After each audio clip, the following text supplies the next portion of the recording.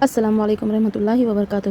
Part 1 میں ہم نے قرآن و حدیث کی روشنی میں جانا تھا کہ سفر المظفر کو منحوس سمجھنا بالکل غلط ہے، اور ہم نے جانا تھا کہ سفر المظفر کو منحوس سمجھنا اسلام کی تعلیم نہیں ہے، اور تیرہ تیزی اور آخری بدھ سے جڑے غلط عقیدوں کی بھی حقیقت سمجھی تھی۔ اب پارٹ 2 میں ہم جانیں گے کیا اس مہینے کی کوئی خاص فضیلت ہے، اور ایک مسلمان کا عقیدہ سفر کے بارے میں کیسا ہونا چاہیے۔ تو ویڈیو کو آخر تک ضرور دیکھیے، کیونکہ آج کی معلومات ہر مسلمان کے لیے بہت ضروری ہے۔ سفر المظفر اسلامی سال کا دوسرا مہینہ ہے۔ یہ محرم کے بعد اور ربیع الاول سے پہلے آتا ہے۔ سفر عربک زبان کا لفظ ہے اور اس کے کئی معنی بیان کیے گئے ہیں، لیکن سب سے مشہور معنی ہے خالی ہو جانا۔ اب سوال یہ ہے کہ اس مہینے کا نام سفر کیوں رکھا گیا؟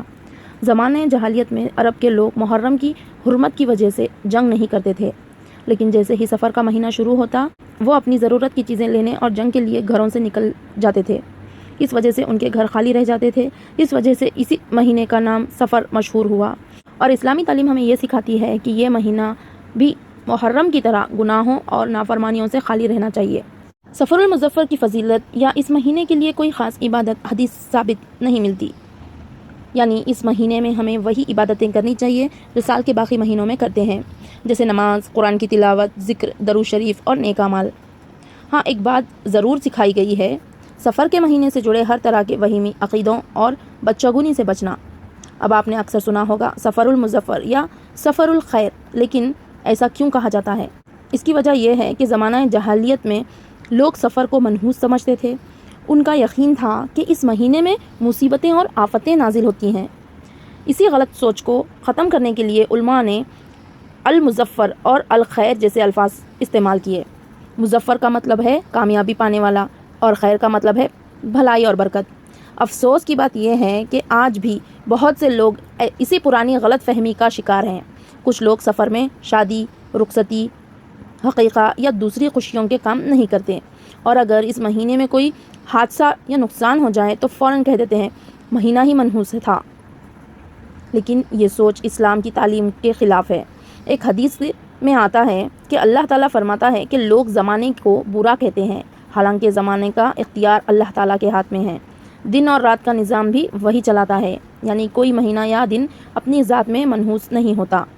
ایک اور بات جو ہر مسلمان کو ضرور یاد رکھنی چاہیے، رسول اللہ صلی اللہ علیہ وسلم نے ہمیں زمانے کو برا کہنے سے منع فرمایا ہے۔ ایک حدیث میں اللہ تعالیٰ فرماتا ہے، انسان زمانے کو برا کہتا ہے، لیکن زمانے کا اختیار میرے ہاتھ میں ہے، میں ہی دن اور رات کو بدلتا ہوں۔ یعنی جب کوئی انسان کہتا ہے یہ مہینہ ہی منحوس تھا یا یہ دن بہت برا تھا، تو اسے سوچنا چاہیے کہ اصل میں ہر چیز اللہ تعالیٰ کے حکم سے ہوتی ہے۔ زمانہ خود کوئی کام نہیں کرتا، جو کچھ ہوتا ہے اللہ تعالیٰ کی مصلحت اور حکمت سے ہوتا ہے۔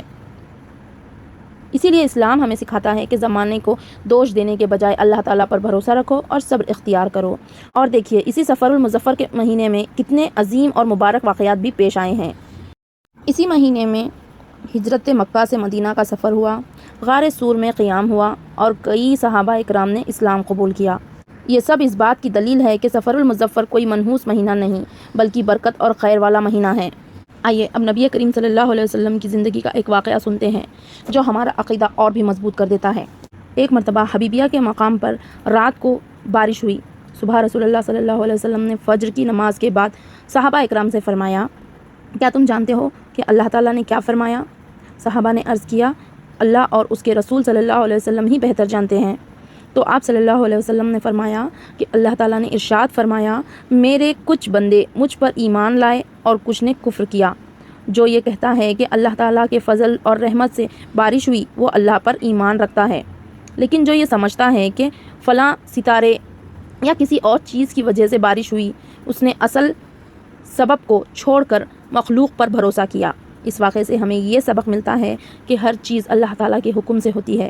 کسی مہینے، تاریخ، ستارے یا شگن اپشگن کا اپنا کوئی اختیار نہیں، اور اسی لیے رسول اللہ صلی اللہ علیہ وسلم نے ہمیشہ اچھا شگن پسند فرمایا، لیکن بدشگونی اور وہمی عقیدوں سے سختی کے ساتھ منع فرمایا۔ آپ صلی اللہ علیہ وسلم لوگوں کے اچھے نام اور اچھی باتوں سے امید رکھتے تھے، لیکن کبھی بھی کسی مہینے، دن یا کسی چیز کو منحوس قرار نہیں دیتے تھے۔ اسی وجہ سے سفر کے مہینے کو منحوس سمجھنا بھی اسلام کی تعلیم نہیں ہے۔ رسول اللہ صلی اللہ علیہ وسلم نے بدشگونی کے بارے میں کیا ارشاد فرمایا؟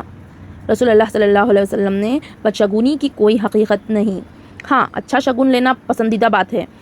صحابہ اکرام نے پوچھا اچھا شگون کیا ہوتا ہے؟ آپ صلی اللہ علیہ وسلم نے فرمایا اچھا شگون وہ اچھی بات یا اچھا لفظ ہے جسے سن کر انسان کے دل میں امید پیدا ہو۔ ایک اور حدیث میں آپ صلی اللہ علیہ وسلم نے فرمایا بدشگونی الو سے بدشگونی لینا اور سفر کو منحوس سمجھنا اس سب کی کوئی حقیقت نہیں ہے۔ یعنی اسلام صاف طور پر بتاتا ہے کہ کوئی مہینہ، کوئی پرندہ، کوئی ستارہ یا کوئی دن اپنی ذات میں منحوس نہیں ہوتا۔ اور ایک بہت سخت تنبیہ کرتے ہوئے رسول اللہ صلی اللہ علیہ وسلم نے فرمایا بدشگونی لینا شرک ہے، اور آپ صلی اللہ علیہ وسلم نے اس بات کو 3 مرتبہ دہرایا تاکہ لوگ اس بری عادت سے بچ سکیں۔ اس کا مطلب یہ ہے کہ ایک مسلمان کو وہمی عقیدوں اور بدشگونی کی وجہ سے اپنے نیک کام کبھی نہیں چھوڑنے چاہیے۔ دوستو، ایک مسلمان کا عقیدہ مضبوط ہونا چاہیے۔ اگر آپ کسی نیک کام کا ارادہ کر چکے ہیں تو صرف اسی لیے اس کام کو مت چھوڑیے کیونکہ کسی نے کہہ دیا کہ یہ دن یا یہ مہینہ منحوس ہے۔ رسول اللہ صلی اللہ علیہ وسلم نے ہمیں یہی تعلیم دی ہے کہ بدشگونی کی وجہ سے اپنے ارادے نہ بدلو، اور اگر کبھی دل میں کوئی وہم یا ڈر پیدا ہو جائے تو اللہ تعالیٰ سے دعا مانگیے اور اسی پر بھروسہ رکھیے۔ یہ دعا پڑھیے، اللہم لا یأتی بالحسنات الا انت ولا یدفع السیئات الا انت ولا حول ولا قوت الا باللہ۔ اس دعا کا مطلب ہے یا اللہ بھلائی صرف تو ہی عطا کرتا ہے، برائی کو صرف تو ہی دور کرتا ہے، اور گناہوں سے بچنے اور نیک کام کرنے کی طاقت بھی صرف تیری ہی طرف سے ملتی ہے۔ اسی لیے اس روایت کی بنیاد پر سفر کے مہینے کو منحوس سمجھنا یا کوئی عقیدہ بنانا درست نہیں ہے۔ اب ایک اور اہم بات سمجھ لیجئے۔ کچھ لوگ ایک روایت پیش کرتے ہیں جس میں کہا جاتا ہے جو مجھے سفر کے ختم ہونے کی خوشخبری دے گا میں اسے جنت کی خوشخبری دوں گا، لیکن کیا یہ روایت صحیح ہے؟ جواب نہیں، محدثین نے روایت کو بے اصل اور من گھڑت قرار دیا ہے۔ مشہور محدث مولا علی قاری رحمۃ اللہ علیہ اور کئی دوسرے علماء نے بھی صاف لکھا ہے کہ یہ روایت رسول اللہ صلی اللہ علیہ وسلم سے ثابت نہیں ہے۔ اسی لیے کسی بھی من گھڑت روایت کی بنیاد پر یہ عقیدہ بنانا کہ سفر کا مہینہ منحوس ہے بالکل غلط ہے۔ ہمیں ہمیشہ قرآن اور صحیح حدیث کو اپنا رہنما بنانا چاہیے، نہ کہ سوشل میڈیا یا لوگوں میں مشہور بے بنیاد باتوں کو۔ اور یاد رکھیے، جب صحیح حدیث خود یہ بتاتی ہے کہ سفر کی کوئی منحوسیت نہیں تو پھر کسی جھوٹی روایت پر یقین کرنا بالکل درست نہیں۔ اسی لیے ایک مسلمان کا عقیدہ ہمیشہ دلیل پر مبنی ہونا چاہیے، نہ کہ وہم اور افواہوں پر۔ اب سوال یہ ہے، اصل بدنصیبی اور برکت کا فیصلہ کس چیز سے ہوتا ہے، مہینے سے یا ہمارے اعمال سے؟ قرآن کریم ہمیں بہت صاف جواب دیتا ہے۔ اللہ تعالیٰ فرماتا ہے تمہیں جو بھی بھلائی ملتی ہے وہ اللہ تعالیٰ کی طرف سے ہوتی ہے، اور جو مصیبت یا تکلیف تم پر آتی ہے اس میں تمہارے اپنے اعمال کا بھی حصہ ہوتا ہے۔ ایک اور جگہ اللہ تعالیٰ فرماتا ہے جو نیک عمل کرتا ہے اس کا فائدہ اسی کو ملتا ہے، اور جو برائی کرتا ہے اس کا نقصان بھی اسی کو اٹھانا پڑتا ہے۔ اور اللہ تعالیٰ نے یہ بھی فرمایا کہ ہر انسان کے اعمال کا نتیجہ اس کے ساتھ ہی جڑا ہوا ہے۔ یعنی قرآن ہمیں یہ سکھاتا ہے کہ کامیابی اور ناکامی، برکت اور بے برکتی کا تعلق کسی مہینے یا تاریخ سے نہیں بلکہ ہمارے اپنے اعمال سے ہے۔ رسول اللہ صلی اللہ علیہ وسلم نے بھی ارشاد فرمایا کہ اگر پوری دنیا مل کر بھی تمہیں نقصان یا فائدہ پہنچانا چاہے تو وہ صرف اتنا ہی ہوگا جتنا اللہ تعالیٰ نے تمہاری تقدیر میں لکھ دیا ہے۔ اسی لیے ایک مسلمان کو کبھی بھی سفر، کسی دن، کسی رنگ یا کسی نمبر کو منحوس نہیں سمجھنا چاہیے۔ اصل بدنصیبی گناہوں، برے اخلاق اور اللہ تعالیٰ کی نافرمانی میں ہے، اور اصل برکت اللہ تعالیٰ کی اطاعت اور نیک اعمال میں ہے۔ دوستو، اگر ہم پچھلی قوموں کی تاریخ دیکھیں تو ایک بات بالکل صاف نظر آتی ہے۔ جب بھی کسی قوم پر اللہ تعالیٰ کا عذاب آیا اس کی وجہ کوئی مہینہ، کوئی دن یا کوئی تاریخ نہیں تھی، اصل وجہ ان کے گناہ، نافرمانی اور برے اعمال تھے۔ قرآن کریم بار بار ہمیں یہی سبق دیتا ہے کہ جب انسان اللہ تعالیٰ اور اس کے رسول صلی اللہ علیہ وسلم کی نافرمانی کرتا ہے تو مصیبتیں اس کے اپنے اعمال کی وجہ سے آتی ہیں۔ اسی طرح کچھ لوگ یہ بھی سمجھتے ہیں کہ کسی خاص پتھر والی انگوٹی پہننے سے تقدیر بدل جائے گی، کامیابی مل جائے گی یا مصیبت دور ہو جائے گی، لیکن اسلام ہمیں یہ تعلیم نہیں دیتا۔ ہماری کامیابی اور برکت کا تعلق ہمارے نیک اعمال اور اللہ تعالیٰ پر بھروسے سے ہے، نہ کہ کسی پتھر، رنگ یا چیز سے۔ افسوس کی بات یہ ہے کہ آج بھی سفر کے مہینے میں بہت سی بے بنیاد رسمیں اور بدعت لوگوں کے درمیان مشہور ہیں۔ جیسے کچھ لوگ 13 تیزی کو منحوس سمجھتے ہیں اور کہتے ہیں کہ سفر کے پہلے 13 دن بہت برے ہوتے ہیں، لیکن اس کی بھی کوئی شرعی دلیل موجود نہیں ہے۔ یہ صرف لوگوں میں پھیلی ہوئی غلط فہمیاں اور وہمی عقیدے ہیں جن کا اسلام سے کوئی تعلق نہیں۔